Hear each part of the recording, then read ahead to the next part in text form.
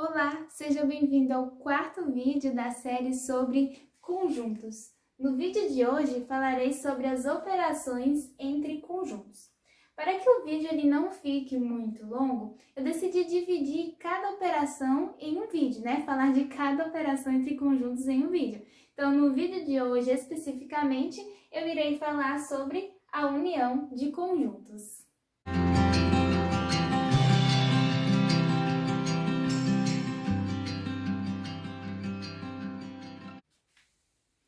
União de conjuntos. A união, ela também pode ser chamada de reunião, ok? Então, união ou reunião de conjuntos. A união, ela vai ser representada, por este símbolo. Ou seja, temos aqui o conjunto A, união com o conjunto B, vai formar o conjunto C.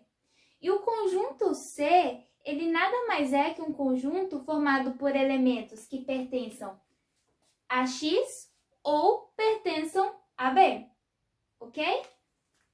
Então, um elemento X, ele vai pertencer ao conjunto C se e somente se esse X, ele pertence ao conjunto A ou esse X pertence ao conjunto B, ok?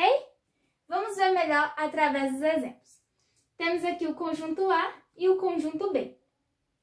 O conjunto A, ele é formado por estes elementos, que são os números 1, 3, 4, 5, 6 e 8, e o conjunto B por estes elementos, que são 2, 4, 6, 7 e 9. Então, vamos lá. Qual é a união, Qual é o conjunto que eu vou formar aí da união do conjunto A com o conjunto B? Então, A união com o conjunto B. Qual vai ser o resultado? Observe, o conjunto C, ele vai conter somente os elementos que pertencem a A ou elementos que pertencem a B. Então, vamos lá. Começando aqui pelo conjunto A. Temos que 1 pertence ao conjunto A.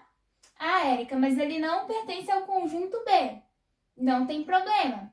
Pela definição de união, o elemento ele necessita pertencer a um, mas não necessariamente precisa pertencer a outro conjunto. Então, 1 está dentro do conjunto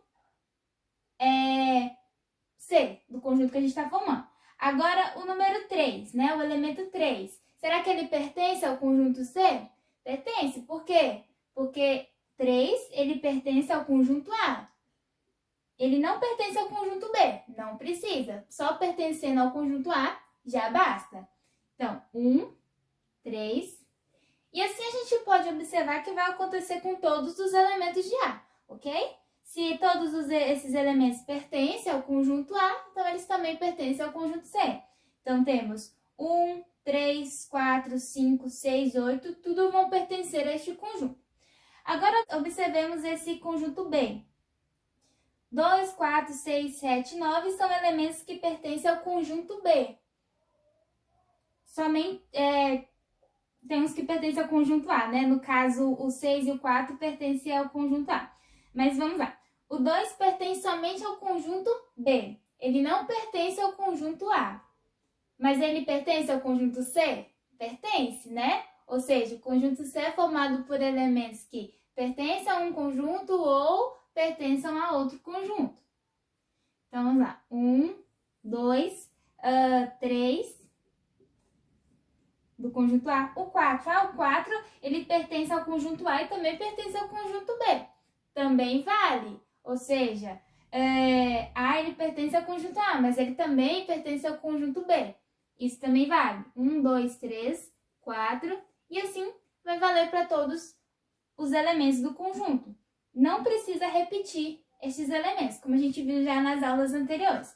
1, 2, 3, 4, 5, 6, 7, 8 e 9.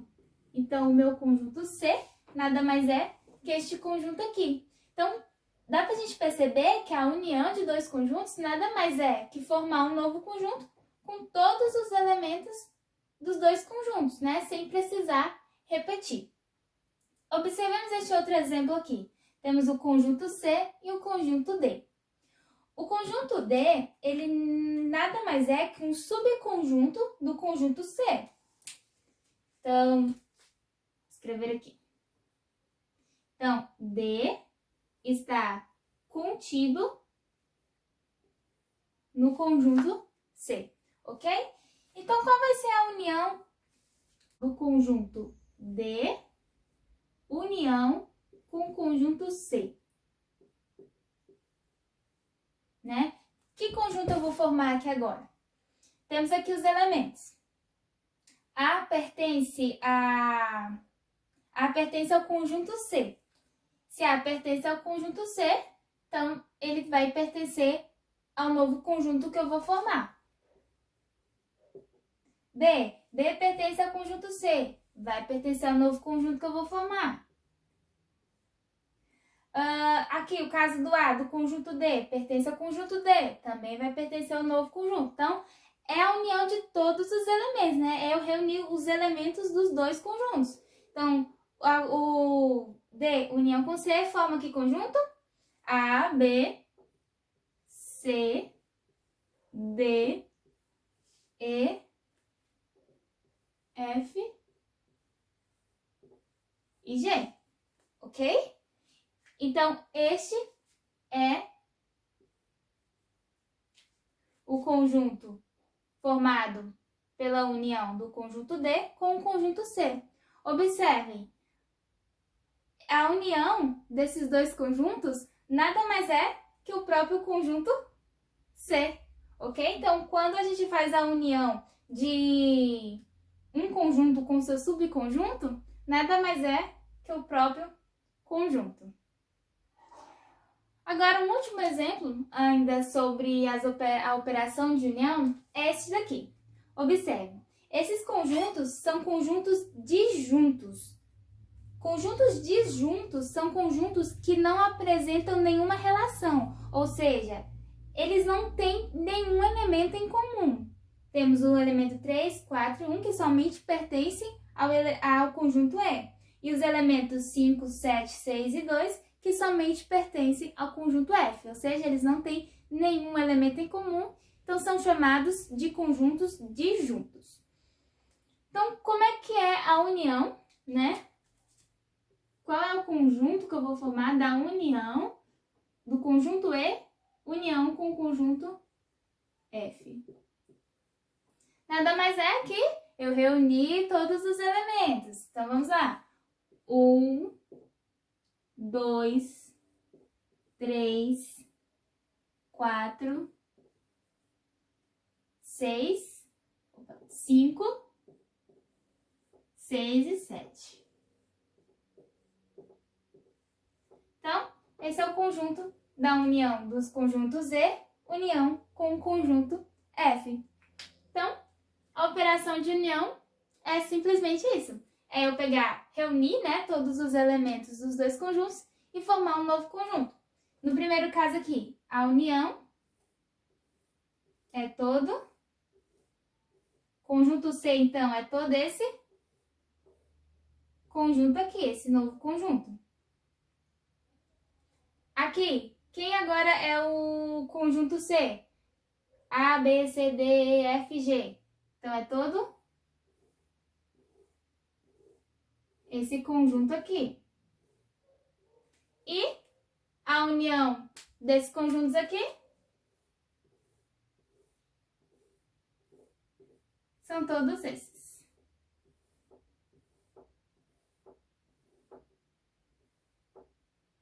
Então, esse conjunto é esse aqui. Antes de falarmos da interseção de conjuntos, vamos ver primeiramente algumas propriedades da união de conjuntos que foi vista agora. A primeira propriedade é o elemento neutro, ou seja, se eu pego um conjunto A, união com o vazio, o resultado vai ter, né, o próprio conjunto A. Ou seja, se eu pego um conjunto, faço a união dele com um conjunto vazio, ou seja, um conjunto vazio que não contém elemento nenhum, obviamente o resultado vai ser o próprio conjunto A. A segunda propriedade é a propriedade idempotente. O que essa propriedade diz? Que o conjunto A, união com o conjunto A, é o próprio conjunto A. Ou seja, a união não é eu reunir ali todos os elementos sem precisar repeti-los. Ou seja, se eu estou unindo dois conjuntos que já são iguais, o resultado vai ser o próprio conjunto, né? Porque eu não preciso repetir os elementos que estão dentro. Propriedade comutativa.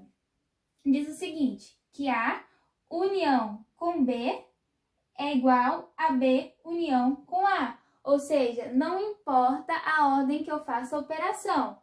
Se é A união com B, vai ser a mesma coisa se eu fizer B união com A. E a última propriedade é a propriedade associativa, ou seja, se eu faço primeiro, eu tenho três conjuntos, né, neste caso. Se eu faço primeiro a união do conjunto A com o conjunto B, para depois pegar esse resultado e unir com o conjunto C, é a mesma coisa que se eu fizer, primeiramente, a união do conjunto B com o conjunto C, e depois unir com o conjunto A, ok? É a mesma coisa, a ordem não vai interferir. Então é isso, pessoal. Dúvidas, só deixarem nos comentários abaixo. Não esqueçam de deixarem o seu like e de se inscreverem no canal. No próximo vídeo falaremos sobre outra operação entre conjuntos, que é a intersecção entre conjuntos.